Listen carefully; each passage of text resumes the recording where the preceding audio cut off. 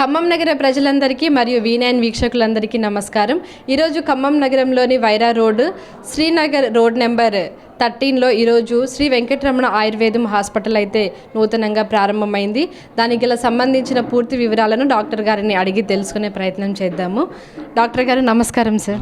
ముందుగా మీకు congratulations sir. Thank you madam. ఖమ్మంలో ఇంత పెద్ద ఆయుర్వేదం హాస్పిటల్ రావడం నిజంగా మా ప్రజలందరూ అదృష్టంగా భావిస్తున్నారు. సో ఎలా ఉంటుంది సార్ వైద్య విధానం, ఏ విధంగా ఉంటుంది? అందరికీ నమస్కారం అండి. నేను డాక్టర్ రమేష్ బాబు, MD పంచకర్మ. గత 13 సంవత్సరాల నుంచి కొత్తగా మన హాస్పిటల్ని రన్ చేస్తున్నాము. ఇప్పుడు కొత్తగా ఈ శ్రీనగర్ కాలనీ 13వ లైన్లో మన శ్రీ వెంకటరమణ ఆయుర్వేదిక్ హాస్పిటల్ని స్టార్ట్ చేశాము 5వ తారీఖున. ఆయుర్వేదం ఫస్ట్ పురాతన వైద్యం అంటారు, బట్ పర్ఫెక్ట్ అండ్ పరిపూర్ణ వైద్యం ఇది. సో దీంతో తగ్గని వ్యాధి అంటూ ఏది ఉండదు.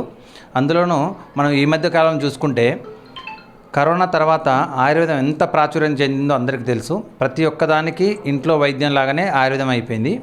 అదేవిధంగా మన కొత్తగూడెం నుంచి ఖమ్మం ప్రజలందరికీ ఈ ఆయుర్వేదాన్ని అందుబాటులో తేడానికి పంచకర్మ చేసిన నేను, MD పంచకర్మ చేసిన నేను ఇక్కడ కొత్తగూడెం నుంచి ఖమ్మంకి రావడం జరుగుతుంది. ప్రతి శుక్రవారం మరియు మంగళవారం ఇక్కడే ఖమ్మంలో ఉండడం జరుగుతుంది. అదేవిధంగా చాలామందిలో ఒక చిన్న అపోహ ఉండేదన్నమాట. ఆయుర్వేదం అంటే లేటుగా పనిచేయడం, లేదా వేడి చేయడం, లేదా పథ్యం చాలా చేయాలి అని ఉంటుంది. చాలామందికి ఉన్న అపోహలు నిజంగానే అవి అపోహలు మాత్రమే.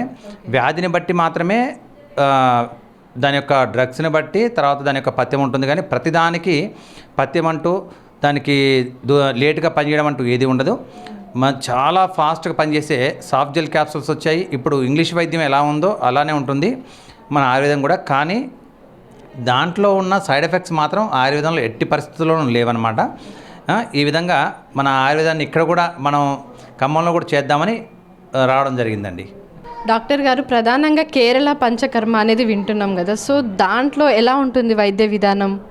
కేరళ పంచకర్మ అని ఎందుకు పేరు వచ్చిందంటే అండి, మనకి మదర్ ఆఫ్ ఆయుర్వేదం ఏంట్రా అంటే కేరళ అనమాట. అది కూడా కొట్టకల్ అనేది 150 years నుంచి మనకి ప్రాచుర్యంలో ఉంది. అన్ని దేశాలలో ఏ ఆయుర్వేదం అంటే ఆయుర్వేదంకి సంబంధించిన మందులు ఎక్కడ అమ్మలేరు, కానీ కొట్టకలకు సంబంధించిన ప్రతి ఆయుర్వేదిక మూలికలు కూడా అన్ని దేశాల్లో దొరుకుతాయి. అందుకే కేరళ అనే పేరు వచ్చి కేరళ పంచకర్మ వచ్చింది. పంచకర్మ అంటే ఏంటంటే వమనము, విరేచనము, వస్తి, నశ్యకర్మ, రక్తమోక్షం అంటారు. అంటే వ్యాధిని బట్టి ట్రీట్మెంట్ జరుగుతూ ఉంటుంది.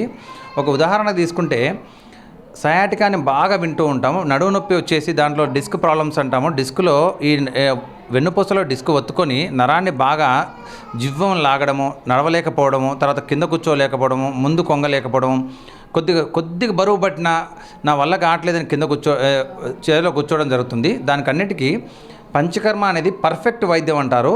ఎందుకంటే మన పురాతనం నుంచి వచ్చిన వైద్యము తర్వాత ప్రతిదీ మూలా నుంచి తీసేయగలుగుతుంది. ఏదైతే జస్ట్ అప్పటికప్పుడు తగ్గించుతూ మళ్ళీ రావడం కుదరదు.